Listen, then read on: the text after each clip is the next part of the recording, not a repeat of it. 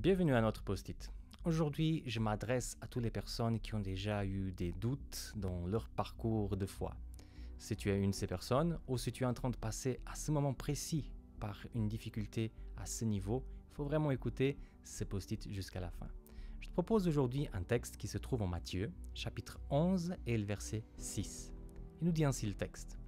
« Heureux celui pour qui je ne serai pas une cause de chute. » C'est Jésus qui parle, et il dit que la personne qui ne considère pas Jésus comme une cause de chute, elle serait heureuse. Mais c'est quoi ça, cette idée d'une cause de chute? Si on va voir dans l'original, ce qui est marqué, c'est bien une pierre d'achoppement, une sorte d'obstacle qui nous empêche de continuer à marcher avec Dieu.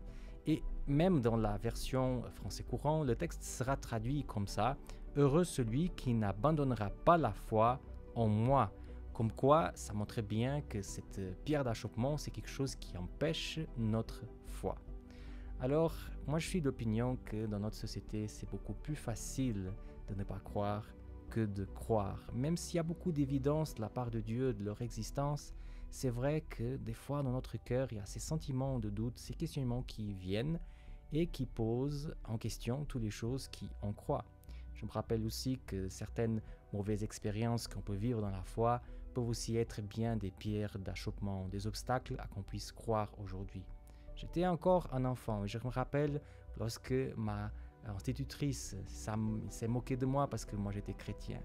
Tout de suite ça m'a tétanisé. J'ai commencé à vivre comme un chrétien caché parce que j'avais trop honte d'exprimer ma foi. Pour moi, ça c'était ma pierre d'achoppement. Mais il y a beaucoup d'autres situations qui font qu'on ne vit pas à 100% notre vie chrétienne, que soit on vit en cachette ou qu'on vit notre vie chrétienne de façon boiteuse. Alors, le texte ne nous donne pas une grande solution, mais nous dit juste que la personne qui arrive à enlever cette pierre de sa vie, elle sera heureuse. Alors, mon invitation pour toi aujourd'hui, c'est de, à travers de ce texte, te poser une question.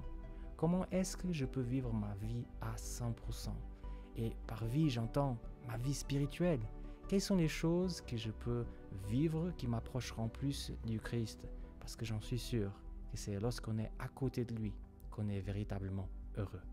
Je m'appelle Samuel Cugna et c'était le post-it d'aujourd'hui.